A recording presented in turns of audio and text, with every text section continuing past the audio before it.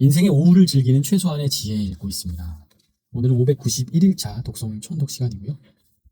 페이지 119페이지 읽고 있어요. 이 책은 우리 인생의 오후, 즉 인생의 후반부를 어떻게 하면 잘 지낼 수 있는지 써있는 책이에요. 그런데 대부분의 돈이 많았던 사람도 부와 권력, 명성, 영광이 많았던 사람들도 후반부를 잘 못 견뎌서 무너지는 경우가 많다라고 합니다. 미리 알아두면 그때 잘 준비할 수 있다고 말을 해요. 이게 무지개인가요? 아, 책에 있는 무지개군요. 저희 집에서 나온 무지개인 줄 알았습니다. 네, 그런 것과 같죠. 좀 읽어보겠습니다. 119페이지고요. 시다르타에 관한 이야기가 나와요. 29살이 될 때까지 밖에 나가본 적이 없었고 처음 나가서 본 사람이 늙은 노인의 모습이었다. 두 번째 외출했을 때 나간 모습이 병들어서 신음하는 남자와 맞서가는 시체 그리고 수행자를 만났다고 합니다.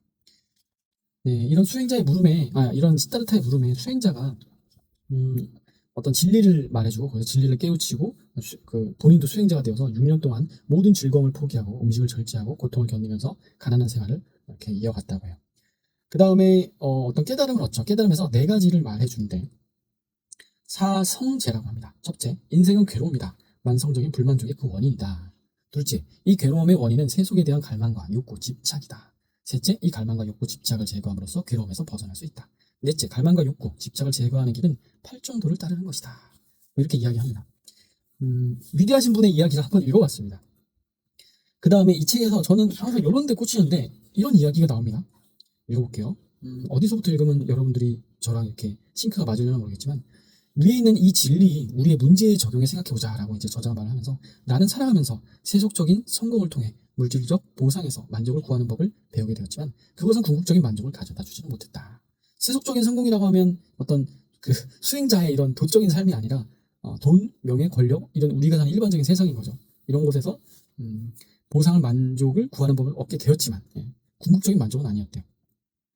그 보상에 집착한다면 보상을 얻었을 때 불만족에 괴로워할 것이고 그렇죠? 집착한다면 그 보상을 더 이상 얻지 못하게 된다면 더욱더 괴로울 것이다. 네, 이게 바로 이 책 저자가 말하는 인생 후반부에 우리가 내리막길을 가게 된다는 거죠. 그래서 이 내리막길을 준비하는 거고 이 문제를 해결할 수 있는 유일한 방법은 집착을 내려놓고 욕망을 재정의하는 것이다. 여기에 저는 꽂혔습니다. 욕망을 재정의한대요. 나의 지금 욕망을 재정의해야지 된대요. 왜 주식도 포트폴리오가 있고 리밸런싱을 하잖아요. 그래서 바꾸잖아요. 근데 나한테도 여러 가지 감정이 있을 거잖아요. 나이에 따라서. 그러면 30대가 되었을 때, 40대, 50대가 되었을 때 계속 그 욕망을 재정의해야지 돼요. 그렇게 하지 않으면 나 30대 때 이랬는데 왕년에 이랬는데 거기에 집착을 하게 되고 아직도 거기에서 계속 헤어나오질 못하는 삶을 살 수가 있다는 거죠. 네, 그렇게 하기 위해서는 깨달음의 여정에 올라 두 번째 곡선으로 넘어가야 된다라고 해요. 두 번째 곡선이요. 그런데 여기 이 책에 저는 함정이 있다고 생각해요. 이분은 세속적인 성공에 통해 물질적 보상을 얻어봤어요.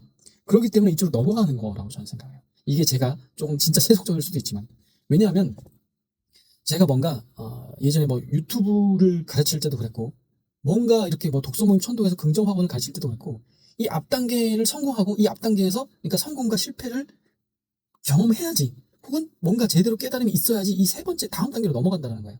그러니까 뭐냐면 그 간다 마사노리의 책에 보면 이런 곡선이 있거든요. 처음에 돈을 이빠이 벌고 그 다음에 영성 공부하라는 거예요. 마음 공부하라는 거예요. 네, 이거 같이 갈 수 없더라고요. 이 저자가 말하는 건요.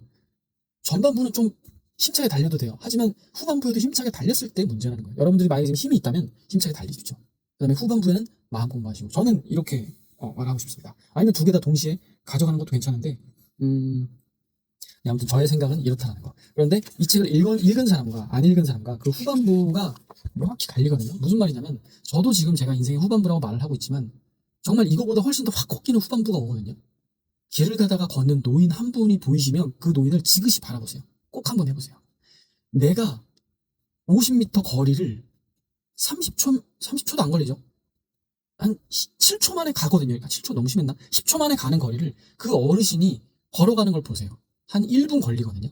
그런 어르신들이 있어요. 네, 물론 이런 도심 중앙에는 별로 없지만 나도 저렇게 느리게 살 수 있을까? 나도 저렇게 빠르지 못하고 느리게 걸을 수 있을까? 천천히 그런 거요. 전철에서 뒤로 걸으시는 분 봤죠. 계단 무릎 아파서 그런 것들도 마찬가지고요. 근데 이게 비단 몸뿐만 아니라 생각도 그렇다라고 저는 생각해요. 어느 순간에 그런 순간이 오면 저는 준비를 좀 해보겠습니다. 그러기 위해서 항상 이렇게 책 읽는 거, 글 쓰는 거, 다른 저의 스킬들도 발전시키고 싶네요. 긍정을 해보겠습니다. 나는 1000명의 성공을 돕는 독서모임 천독으로 즐겁게 사람들과 함께 책을 읽고 있다. 감사합니다.